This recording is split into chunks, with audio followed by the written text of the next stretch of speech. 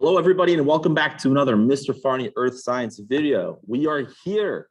We've made it to the very last section of our Metamorphic Rock Unit. Now, this section, Metamorphic Rock Unit, I'm sorry, the Geology Unit, Metamorphic Rocks. This section, there's a lot of slides at the end, but half of them are just showing you pictures of different metamorphic rocks. When we get to those, we'll just kind of scan through them real quick, but I do encourage everybody to go back into their slides and take a look at those individually. Of the bunch of metamorphic rocks that are there, we're only going to look at pretty much the 6 most common ones, but we'll get to that in a second. What is a metamorphic rock? Well, the main idea of this section is that metamorphic rocks form when pre-existing rocks, so the rocks already have to exist, they're exposed to increases in temperature and pressure, and sometimes due to different hydrothermal solutions, things like that. We're more focused in on the temperature and pressure portion of it right there. So to break that down just a little bit more, pre-existing rocks, it already has to exist. So metamorphic rocks form from either igneous rocks or sedimentary rocks. And depending which specific igneous or sedimentary rock it is, it's going to form into a new rock, this metamorphic rock. So we'll get to that in a second. So how does it form? Metamorphism or metamorphic rocks are formed by intense changes in heat and pressure or by some chemical processes. So there is kind of a borderline here, because if we have too much heat and pressure, it's going to melt the rock totally. We're going to get magma, and then that's not a metamorphic rock. We're back into igneous territory. So it's like a Goldilocks zone. It can't be too hot or too cold. It can't be too high pressure or too low pressure. It has to be just in that little right zone to get metamorphic rocks to actually form. How do we classify metamorphic rocks compared to the other ones? Well, I know when we were talking sedimentary rocks, we're looking at what it's made out of. Igneous rocks, we're looking at like grain size and the type of minerals that are found in there. For metamorphic rocks, we're looking at the texture.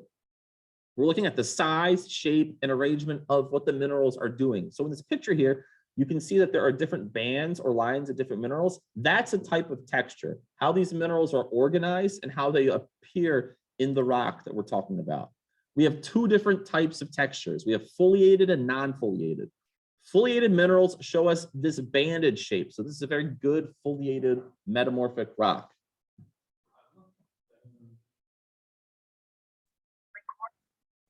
Sorry about that pause. I had a little brief interruption. No worries. So again, foliated, non-foliated. Foliated gives us really good lines as the minerals. The same minerals line up. You can see the pink minerals here in a line. The darker minerals are in another line. They're kind of alternating. That's foliated. Examples of these types of rocks are like slates, gneiss, schist, phyllite, sometimes marble. Non-foliated, there's no banding. It looks very different. Some of those include like quartzite, anthracite, which is coal, sometimes marble, where you cannot see any banding or layering whatsoever in the rock. So how this works is it begins by having like all the minerals kind of dispersed throughout the rock. The heat and pressure kind of pushes them in, almost like squeezing the rock together. And over time, all those minerals will slowly start separating, differentiating in their different layers, giving us the different banded shapes that we're talking about here. So as we have increased temperature and pressure, as we see in this picture, all of those different minerals that look like they're almost like fully spread out, they're going to start forming lines for us, those really nice foliations within metamorphic rocks. This is just, again, shows you a little bit about how we can have different minerals of clay going through the process, how they can become kind of wavy once they're distressed.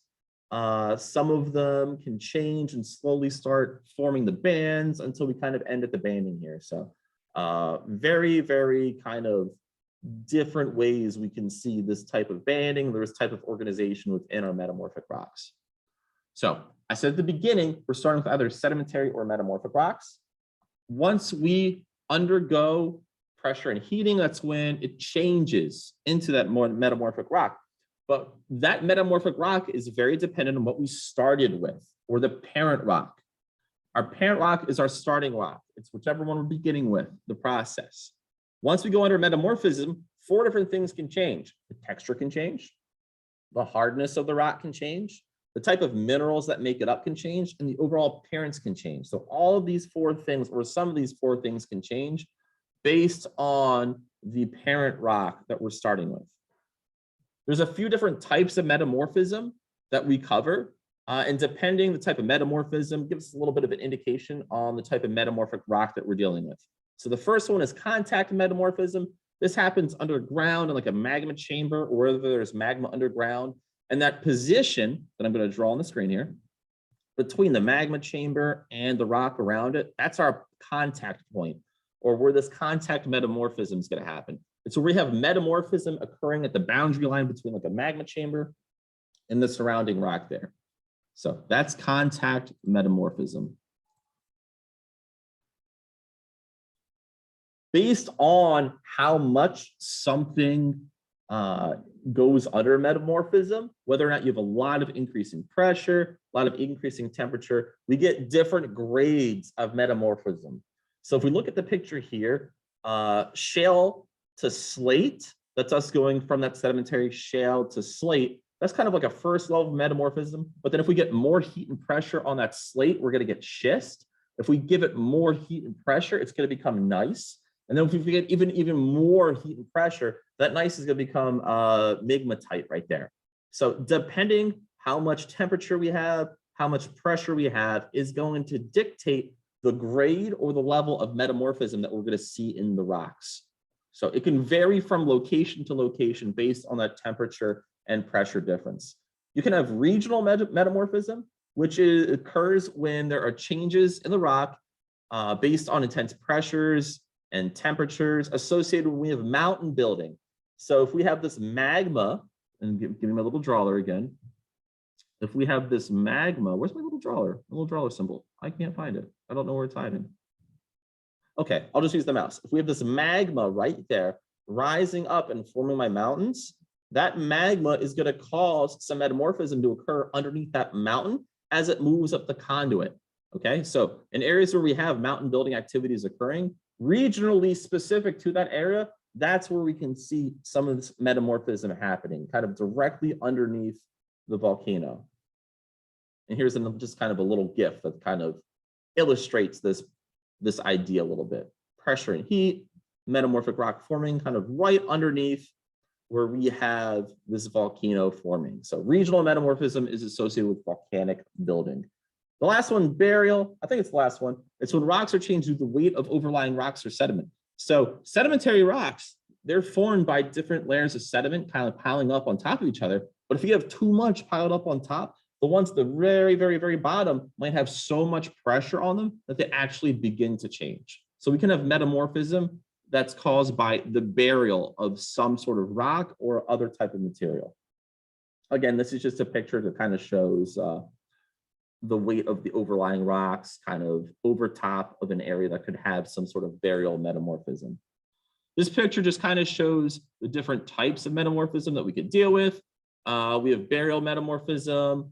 We have regional metamorphism under the volcano, and some contact metamorphism. I think this picture, is this what I want?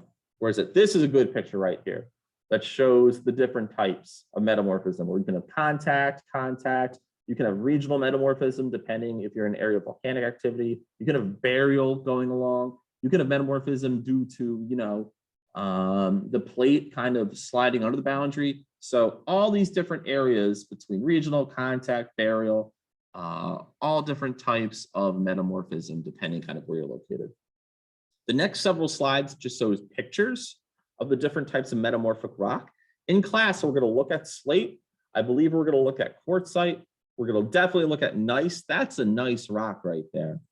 Phyllite, marble, amphibolite. I don't think we're going to look at that one. Garnet schists. We have a really good big sample of garnet schists in the classroom that we can look at. This is probably my favorite metamorphic rock.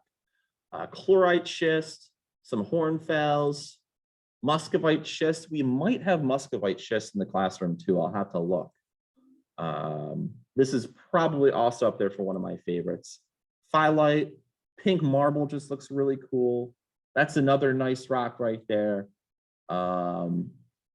these slides at the end here just kind of show us how our different sedimentary and igneous rocks can become our metamorphic rocks. So limestone can become marble, shale can become slate, sandstone can become quartzite, basalt can become amphibolite.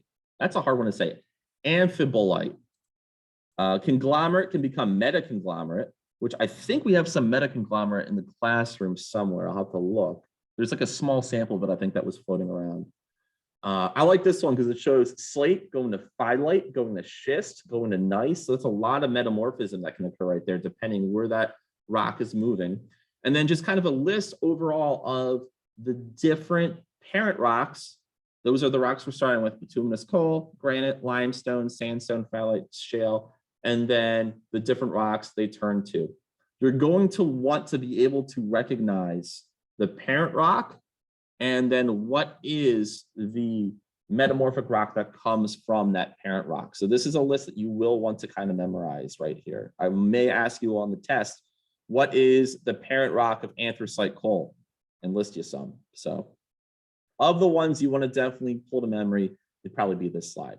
Okay, so again, this section covered kind of how metamorphic rocks form, the different types of metamorphism that we care about, the regional, burial, contact metamorphism, parent rocks, and then some examples of the metamorphic rock. So I do encourage you to go back, watch those sections again, and then we will talk about some specifics here and there in class if you have questions. So have a good rest of your day. Thank you for watching this video, and I will see you next time.